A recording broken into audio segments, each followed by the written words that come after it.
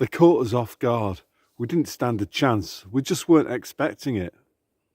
It's called the element of surprise. You do completely the unexpected and catch your opponent confused and disorientated by something that they just weren't expecting. And it's called the surprise attack.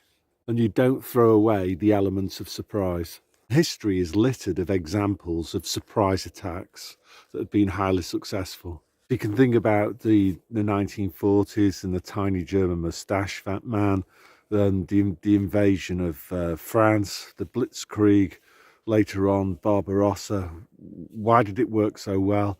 Main element of it was surprise, completely new tactics that the opponents weren't anticipating. And the element of surprise worked. Big encirclements, coordination of artillery and air power, completely new tactics. It worked because the enemy wasn't anticipating the use of those tactics. They were preparing for something else that they didn't use. Other examples will be Pearl Harbor, the Israeli attack on Iran's nuclear reactors. What's the other ones I've got? Hannibal against the Roman legions. Examples of it in sport. In 1929, the Australians had the best batsman in the world, Don Bradman. They went down to Australia and they employed tactics that Bradman was not expecting. The Bodyline series. Ali versus Joe Fraser, the Rumble in the Jungle. Ali's tactics worked because he employed the element of surprise. However, if you keep on using the same tactics repeatedly over and over again, these tactics will cease to surprise the opponent. They've seen it before. They can develop countermeasures, counter tactics. So again, you saw this during World War II with the Russians.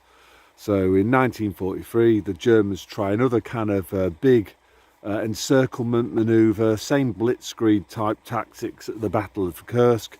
Doesn't work because they've seen that before. The Russians have seen it before. They've developed countermeasures. And this is the problem once you lose the elements of surprise. Something might work once or twice. It won't keep on working because your opponent will learn. If you don't believe me, listen to Sun Tzu, the Chinese guy who wrote the infamous Art of War book, which is like the book on strategy and tactical insights. So first quote is, "Let your plans be impenetrable as the night, and when you move, fall like a thunderbolt." So move quickly and do things that your opponent is not expecting. And that means basically doing things that they've not seen before. Second quote. Second quote. "All warfare is based on deception. Hence, when we are able to attack, we must seem unable. When using our forces, we must appear inactive. When we're near, we must make the enemy believe we're far away. When far away, we must make him believe we're near." So what we're talking about here is basically doing the unexpected. What you don't want to do is basically flag up your intentions in advance. Third quote. "Engage people with what they expect. It is what they're able to discern and confirm their projections. It settles them into predictable patterns of response, occupying their minds while you wait for the extraordinary moment, that which they cannot anticipate." So again, Sun Tzu here is emphasizing the importance of surprise, the importance of pulling off something that's unexpected. Final quote. "He will win who prepared himself. Wait to take the enemy unprepared." Bit Yoda-like there, but again, he's emphasizing doing the unexpected, trying to take your enemy by surprise, which inevitably means doing something that you haven't done before. If you keep on repeating the same tactic more than a couple of times, you're toast, because your enemy will have learnt, that's the big word, learnt, and they will employ countermeasures that will nullify the tactic that worked previously when you used it for the first time and it surprised your opponent. So trial runs then are for fools. It's something that's very unusual in military history, and doesn't generally tend to be a successful tactic. The reason is that your opponent might end up learning more about you than you learn about them. So were you expecting DIVC 91 in 2020? For me, I wasn't completely. And it worked precisely because no one really anticipated them pulling off such a huge stunt. We weren't anticipating them doing something as bold as locking down society and taking away our human rights. Admittedly, it was accompanied by bribes as well. Bribes that somebody like me would just not expecting them to be so blatant. So it was a very bold, novel attack. It was something that we'd not seen before. And it worked precisely because there was an element of surprise. We weren't expecting it. So maybe we were like the French army in 1940 behind the Maginot Line, expecting the Germans to do, an attack that they were anticipating, when they just did the unexpected and did the blitzkrieg through Belgium. So what I'm saying here is that DIVC 91, it actually worked pretty well for them in the short run, precisely because we weren't expecting it. But like the blitzkrieg, after a year or two, they didn't vary their tactics. They came in with the monkey thingamajig. There's been various other similar scams, biomedical fascism scams, and we've just adapted to it now. So it's not working for them. That's why they had to pivot to go for Ukraine, and now they're with Israel, Palestine. They've had to pivot because the tactics that worked before only work when we weren't expecting them. We've now learnt, we've adapted, we know what they're about, the big club, and there's no way that you can be surprised twice with the same tactic. Also, there are no freebies anymore, so there's no money printing to finance staying at home and getting 80% of your wages. There's no £50,000 loans available with no scrutiny. So biomedical fascism, it's not going to work anymore because we've seen it, we've seen the tactics, we know what they're about. It's just not going to work anymore because we've learnt. So for the doomsters, the Satan lovers, the people that believe that Klaus is a Superman and so's Jill Bates, you need some evidence of learning, right? So here's evidence number one is, look at the November Hotel Sierra. Only 1 in 5 members of staff who work for the November Hotel Sierra have had the latest, have gone to the latest Britney Spears and the Boosters concerts.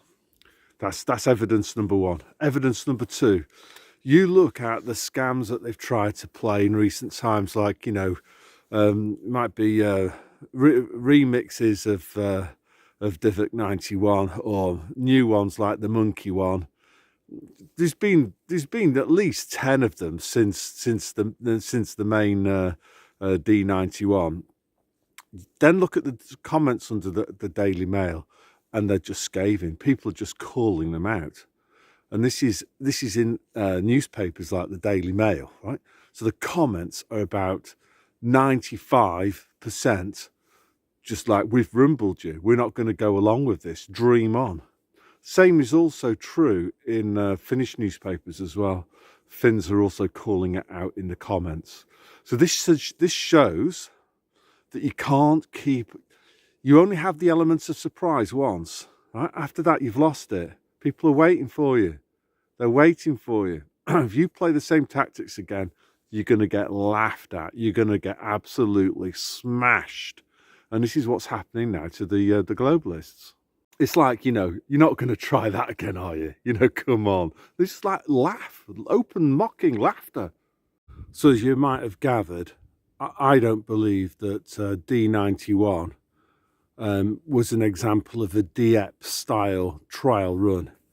Indeed, I'm not sure that the Allies actually learnt much from Dieppe. because they nearly, if with more resources, the Germans would have beat them in 1944 anyway on the beaches of Normandy.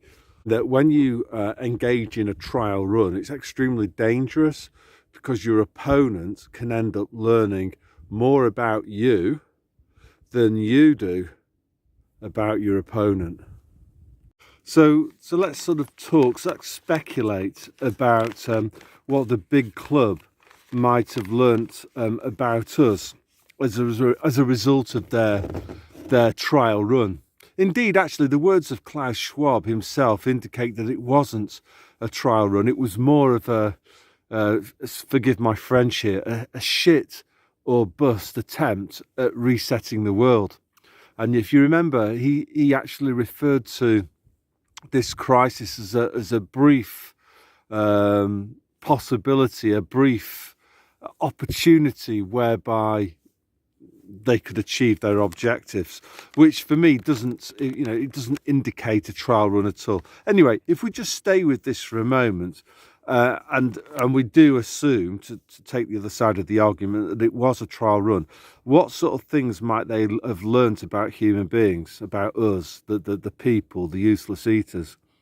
I think one thing that was apparent was that most people are highly materialistic, ego-driven, easily distracted. They have no moral fibre. They're pretty weak. If it comes down to a choice between their creature comforts and doing the right thing, they'll always go with the creature comforts. Now, for me, I would have thought that they would have known about that already, that is hardly headline news. They would have known that most people were like that in the first place. They might not have known exactly what percentage of people would have been tough enough to withstand it, but everyone knows what that figure is. It's 30%, and that's way too many to pull off their totalitarian plans. I think in the American Civil War, it only took 5% of people to say no for the whole thing to fall apart. Second thing is that they might have learnt, if D91 was a trial run, is that the November Hotel Sierra people were quite happy to poison their customers. Media also, that they were quite happy to lie. Now, the thing is, again, is that from my point of view, would that have been news for them? Is that something that they would have known anyway? I would have said yes. If you think about those drugs that begins with S and ends in S, quite a short word, and with the media, they would have known about that too. They were happy to propagate lies about the Big Nine and the Big Seven. So, that wasn't something that was news for them. They already knew most of what our reactions were to D91. There was nothing really new there. They would have known all of that already. Okay, and as I've said, when you do a trial run, like say for Dieppe, it wasn't just the Allies that learnt about the Germans. The Germans also learnt about the Allies as well. So what did we learn about the big club if we assume that D91 was a trial run? And I would say everything. If I take myself, I was always suspicious of the Big Nine from about, I don't know, like 2003 onwards. The 7-1 that happened in London. I think I watched some of the Richard D. Hall stuff about that. So, but I had no idea about just the magnitude of the corruption in Britain. That I didn't really understand how corrupt or corruptible most people are, particularly the November Hotel Sierra. I was still more or less trusting of them, and okay, you can mock me for that, but that's just how it was. And the other big one I would say that I've learnt is that the big club extends to all countries. So the idea that China and Russia are our enemies, it's not like that at all. It's enemies in the same way that Big Daddy and Giant Haystacks were enemies. It's all coordinated, you know. So you had those people in China, the YouTube videos, that was all staged. The Chinese government was self-evidently working with the American government and the EU, or it wasn't actually those governments. They were just taking orders from the big club, the big mafia crime families. So, you know, for me, I believe that we've learnt far more about them than they have learnt about us. And then secondly, they've lost the element of surprise, and that's absolutely crucial. They have lost the element of surprise. If they're going to try and pull the biofascism again with a variant or whatever, it's just not going to work.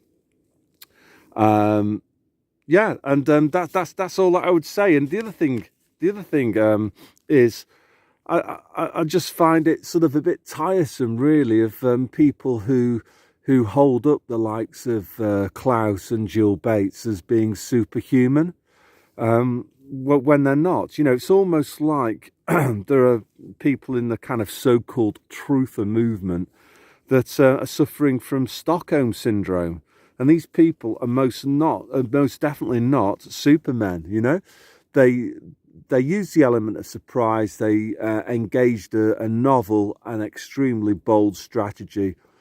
It worked for about 18 months because it was new, it was unexpected, we weren't anticipating it, and we were disorientated by it. But, you know, as military history shows, if you keep on doing the same tactic over and over again, your opponent learns, and that's basically what's happening now. So it'll be interesting. I don't think health panics will work. They've tried wars. I think all that's done is that it's woken even more of us up, that these are also orchestrated too. So maybe the one that they'll try next is the fake alien invasion, which will be hilarious. Yeah, so that's all I want to say today from snowy Finland. So God bless.